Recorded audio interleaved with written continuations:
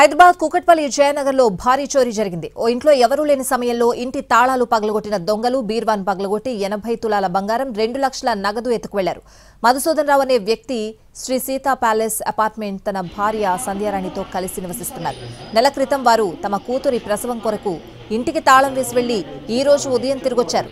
ఇంటికి వచ్చేసరికి ఇంటి తాళాలు పగలగొట్టి ఇంటిలోని వస్తువులు చిందరవందరగా పడి ఉన్నాయి. చోరీ జరిగినట్లు గుర్తించి పోలీసులకు ఫిర్యాదు చేశారు.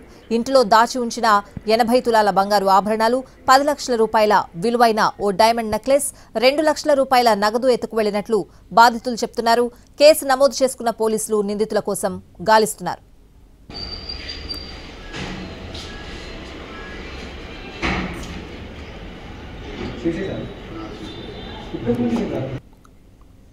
గత రోజులుగా మేము ఇక్కడ ఉండట్లేదు. అంటే మా పాప డెలివరీ అయితే అక్కడికి వెళ్ళామండి. మా పాప దగ్గరికి మా వారు వస్తూ పోతూ ఉంటారు. నిన్న ఈవినింగ్ కూడా వచ్చారు.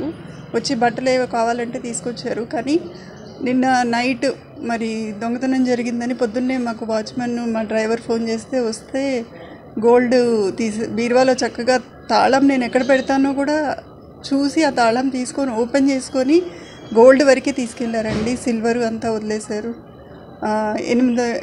820 గ్రామ్స్ గోల్డ్ తీసుకెళ్లారు. ఒక డైమండ్ నెక్లెస్ పోయిందండి. గత నెల రోజు